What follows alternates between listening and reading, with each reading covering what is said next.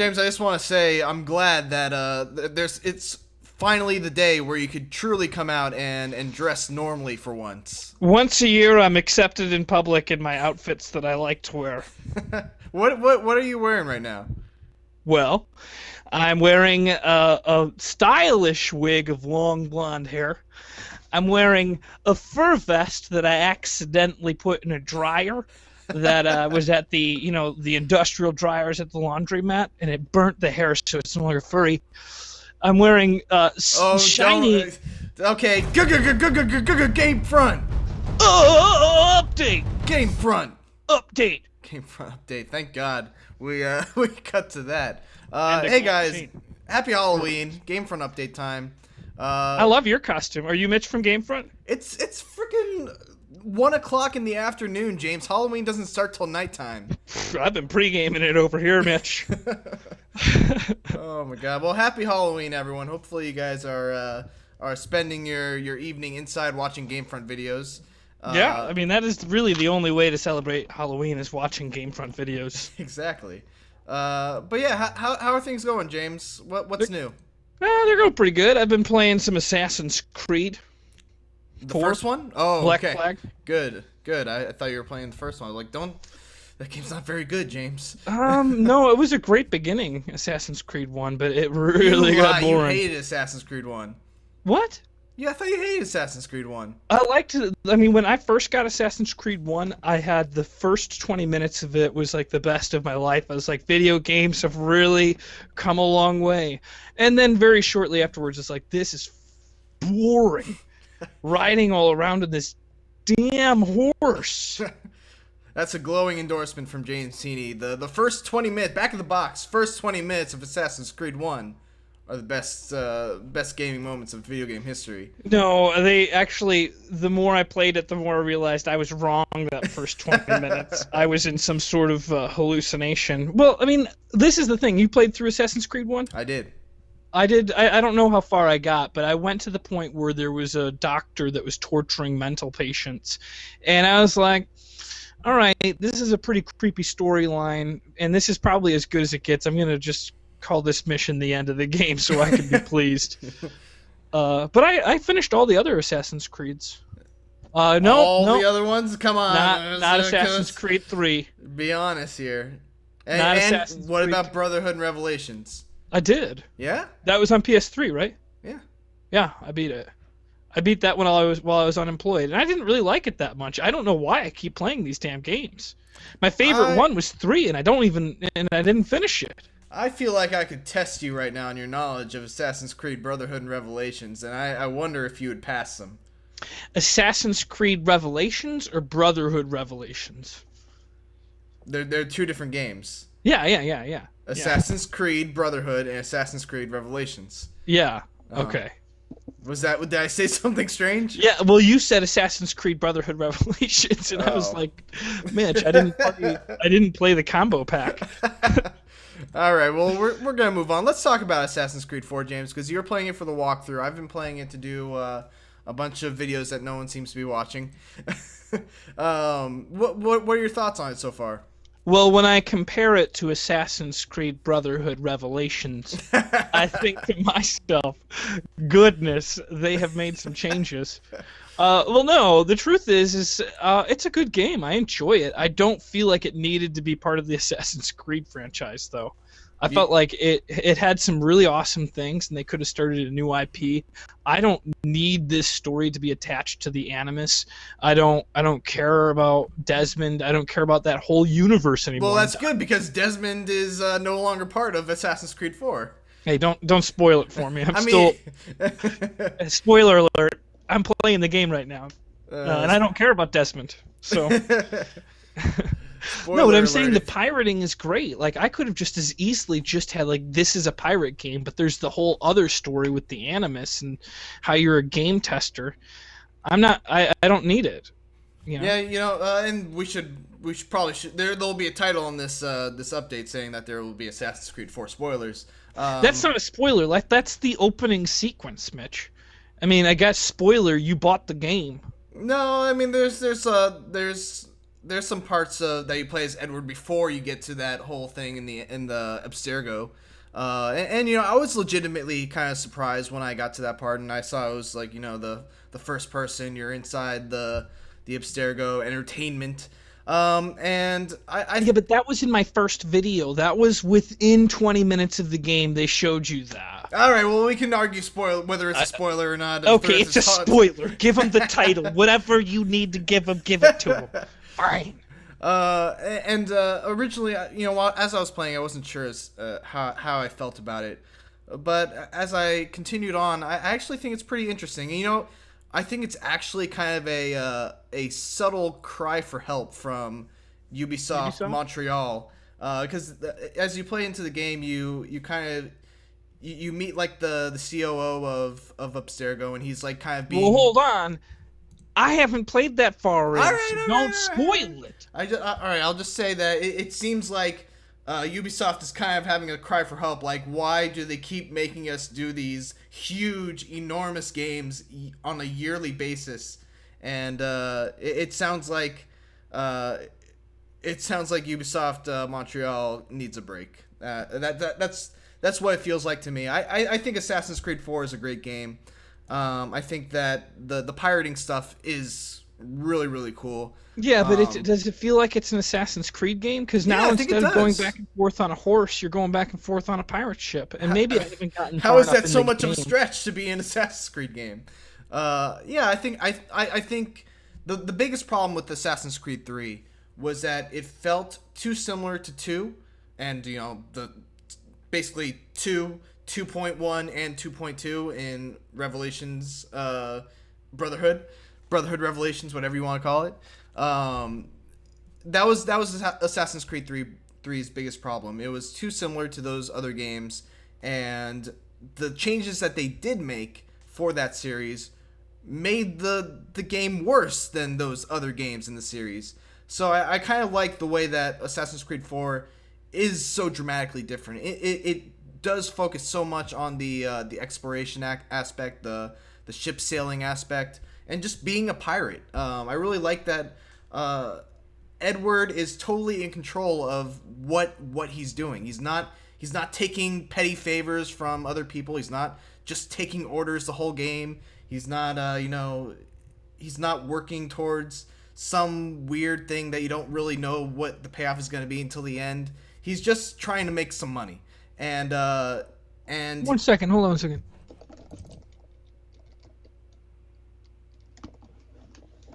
I don't know. Can you hear that? No. What was that? Somebody's outside on a megaphone. I don't know what they're saying though. All I can tell is it's coming through a megaphone. Okay. It doesn't matter. So yeah, maybe some Halloween party out there. So yeah, I mean that was basically before I was rudely interrupted. Sorry, somebody. I mean, it's very, very. Not like it's next to I was saying the megaphone guy rudely interrupted me. No. Yeah. So yeah, those are my thoughts on Assassin's Creed 4. I like the pirating part. I honestly just my thing is like the game's really good. It might be one of my favorite of the Assassin's Creed games. I just felt like the only problem I have with this is that it's an Assassin's Creed game. Like, just give me a new storyline. I don't want to care about. I don't want that extra level of the Assassin's Creed world, like where you're inside of some animus that's just basically a nice excuse for them to be like, all the bugs and glitches in the game, don't worry about them. It's just the animus, you know? Right. Yeah. You see, the thing with Assassin's Creed, it's actually kind of the opposite reaction that I got from Batman Arkham Origins. For example, Batman Arkham Origins, that game's biggest problem is that the core gameplay of the Batman games is amazing. Like the fighting, the Predator combat, all that stuff, being Batman, that stuff is great. The problem with Arkham Origins is that it didn't do enough stuff around that core game to make it feel different from Arkham City. It didn't add enough like interesting new secondary things, and as a whole, it felt kind of like a retread of Arkham City. Assassin's Creed 4, on the other hand, did a lot to make it feel very different from Assassin's Creed 3. The problem I have with Assassin's Creed 4 is that the core gameplay of Assassin's Creed is still kind of like boring to me. I think the combat is, ugh, I can't stand the combat in Assassin's Creed, James. You know, it's interesting. It feels like I can do really good with it. Once in a while, I'll mess up, but all you do is you just hold the circle button, or B, and wait for somebody to attack, and then you attack, right? It's not very complex. But it also moves in somewhat slow motion, maybe 3/4 speed. And it's like, if it's that simple, I think it would be a lot more fun if they made it instead like 1.25 speeds, that these fights were going really quick, where like the world was sped up in the Animus. We already know we can block and counter. What? No, it's just that's very it's a very strange idea, but you know what it's it interesting. is? I like to hear more of it. It's an artistic point of view, because what it is when you're doing these battles, does it not feel like you're just ever so slightly in slow motion? No. That's not an issue I'm having. I feel like I'm Neo and I'm like, James, it might be the drugs. What? What? No. No, it was that stuff that I got from Judge Dredd. God, what was that drug? Did you see that movie? I didn't, but I know what you're talking about. Yeah, it slows down time. Right. But yeah, I mean the problem I have, it's exactly what you said. Combat in Assassin's Creed feels like just attacking is pointless when all you have to do is just counter and then go on a massive killing spree of one-hit kills. Yeah, I get a whole bunch of one-hit kills all the time. And you know they try to. How do you get your one-hit kills? What button do you push? Like I said, you counter and then you just keep on pressing X. Oh, I can't get one-hit kills from that. Okay. X? So is X square on yours? All right, never mind. I do my own way. I'll try your way too. Yeah, I mean the way it works is that once you get a successful counter, you can basically chain executions by just moving the stick at a new enemy and pressing the attack button. That's the way Assassin's Creed games have worked since I think Assassin's Creed 2. Yeah? Well, then why is it that... Never mind. It doesn't matter. Sometimes I'll get one kill, and then the next guy will block my attack. Yeah, because they have different types of enemies. The big enemies, you can't do that to, so you have to break their guard first, and then you gotta kill them. So yeah, they do vary it up in small ways with different enemy types. It's just too slow for me. I want it faster. You want it faster? I just want something different. I want something new. I hate that combat system. It was fine in Assassin's Creed 2. I started to get bored of it in Brotherhood, and then by Revelations, I was just like, I can't take this anymore. But yeah, and then the other aspects of it. The big thing about Assassin's Creed that I can't stand is how they continue to stick to this damn thing of following the person of interest and just slowly walking behind them while they just give exposition after exposition. Oh, I know. And the worst part is, like, not that I want to fail, but there's sometimes where they'll stop saying what they're saying, they'll look at you and they'll be like, raising alert level, and then you just duck back into the bushes and then they go on to talk again. It's like, are you really? The AI in Assassin's Creed is probably the worst of any game I've ever played. But here's the thing. It's a necessity. It has to be that bad, because if it wasn't that bad, the game would be unplayable. It would be so frustrating and maddening to play. But it does take me out of the element where I'm like, this must just be another glitch in the Animus, because you're in that computer program. Like, a strategy eventually becomes run really fast so that they see you, get into tall brush so that you disappear from their sight, and then they go into the tall brush and you can kill them without anyone noticing because you're in the tall brush. Yeah. I do that all the time too. Let me write that down. Gosh, I'll have to. Never mind. Am I teaching you how to do the Assassin's Creed walkthrough right now, James? No, I do all those things already. I just wanted to make a note that you do it too. Oh man, that's Assassin's Creed 4. I think it's a good game. I think I always have to tip my hat to Ubisoft Montreal with each new Assassin's Creed game, because despite the fact that it is a yearly release, I feel like they do the most to separate each one from each other. And I know I just complained about Assassin's Creed 3 for, being too much like You mean the other 4? ones. No. 4 I think is fantastic. Okay. I'm sorry. I was thinking about something, and I'm back with you. But I mean, when you think about the amount of detail that they put in the worlds, even each Assassin's Creed, even though it's a different, Except different for one. location. Come on, give me one being at least a little not. It's boring. Every single one of those towns look the same. No, I don't think so. I think I really liked all of the variety in the different locales in the Assassin's Creed games. I loved Assassin's Creed 3. My favorite part of it was exploring 1770 whatever Boston and New York and all that stuff. And Assassin's Creed 2 exploring Venice was like amazing. That was my favorite part about that game. I love Venice. I would love to go on their vacation one day. I live in Venice, not your Venice, James. What's wrong with my Venice? Your Venice is very different. Your Venice has never mind. And then Assassin's Creed 1 was like Jerusalem, right? Yeah, Jerusalem. And then I think was it Constantinople and I don't know. I think that was Brotherhood Revelations. Maybe, yeah. Brotherhood Revelations, right? The combo pack. The combo pack. You know what? I wanted to bring up something. We didn't do an update last week, did we? No, we didn't. You were busy cashing a check from, was it Rocksteady that paid you? Oh, right. Yeah, I was. I'm rolling into the dough, as you can obviously see. You got rid of the bed altogether, huh? Yeah, I got rid of the bed. I got a mini fridge. But yeah, so what people are what James is talking about, in case you don't know, somebody got paid off. Yeah, I'm rolling in the dough right now because of my Arkham Origins review. I did a review for Batman Arkham Origins on the gamefront.com website.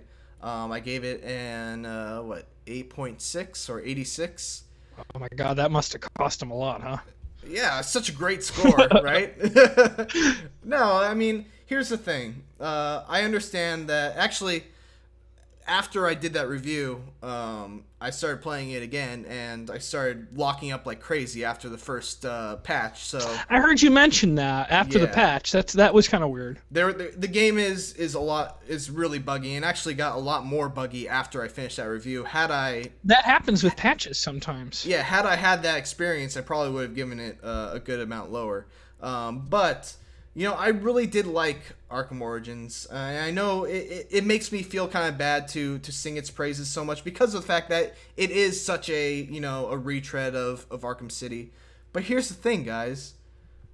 I really love the Batman games. I can't help it. I'm really good at them. And I'm not doing that to inflate my ego or anything. It's just I consider myself very good at very few games, and Batman is one of the series that I actually do consider myself to be fairly good at. I don't remember training you at all for that one, so that's all you too. I mean, all the other games I've kind of helped you with. Right, exactly. But the truth is like I don't think that's a bad thing. I read your review. I haven't played the game, so I don't know necessarily if I agree or disagree with it. But I thought you had great points of view, and I was just dumbfounded when I saw somebody like you must have been paid for this. What company would pay someone for an 86?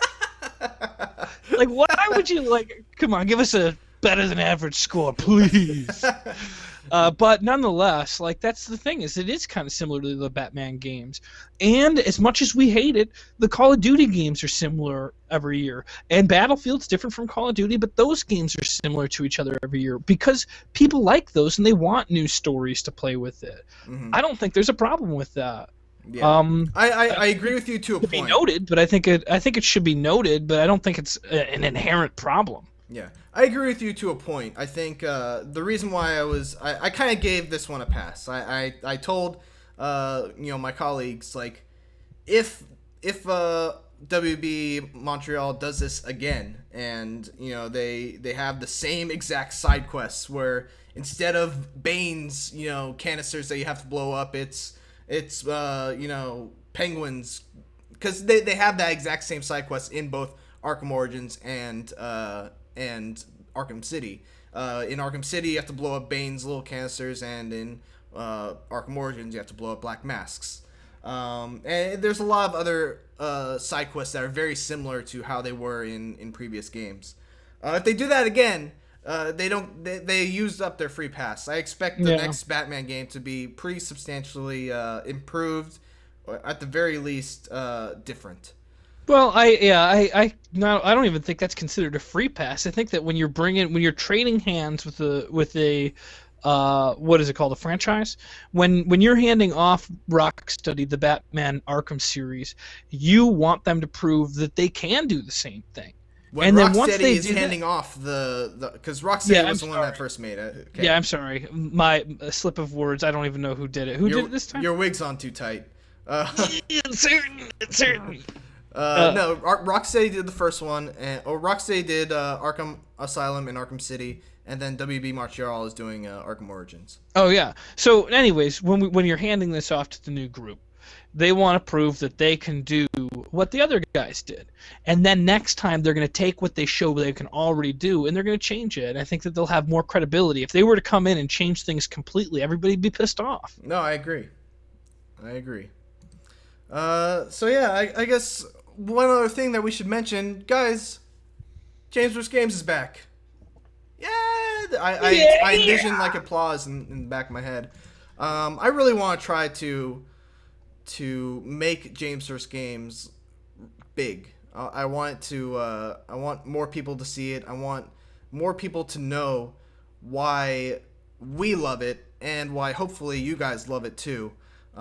So that's my goal with restarting this James vs. Games thing, because I'll be honest with you, James, there's been a hole in my heart ever since we stopped. Yeah, me too. And it's a good start to fill it, but I want to make this heart bigger.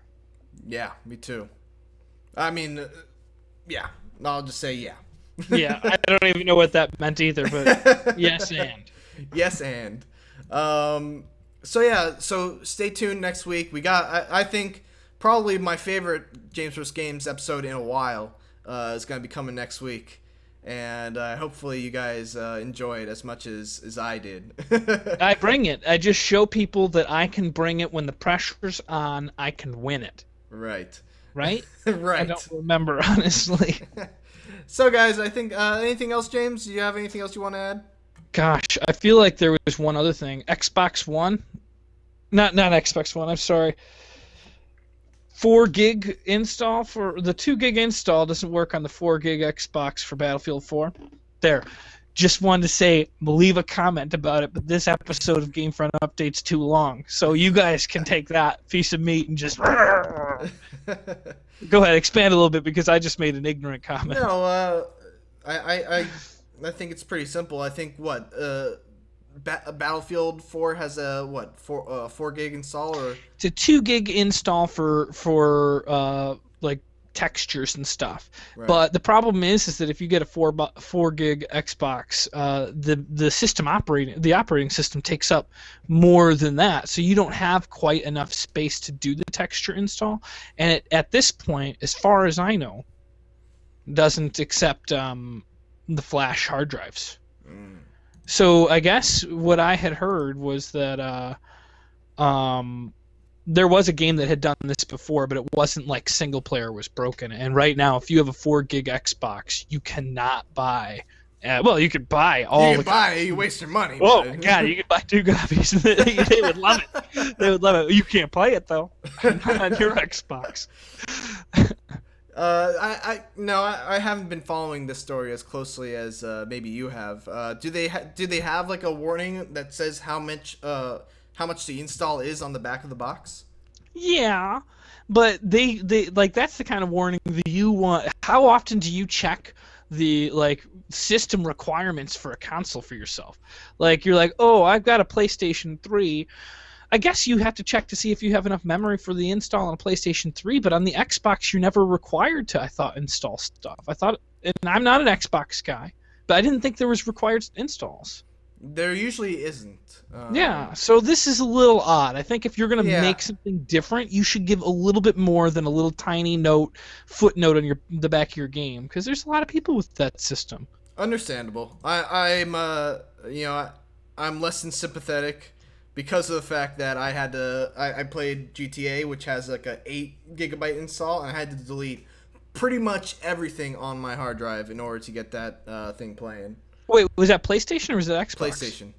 Yeah, but I mean, and PlayStation has mandatory PlayStation, installs all yeah, the time. I'm a PlayStation fanboy, so I'm not trying to give them a pass. That is something I don't like about PlayStation, but there's no misleading there. If you have a PlayStation, you have to install stuff. So you do check, do I have the space for this? That's not the way that the Xbox works. And I don't wish bad upon any gamer. I want them to get home with their new game, pop it in with no issue, and be playing.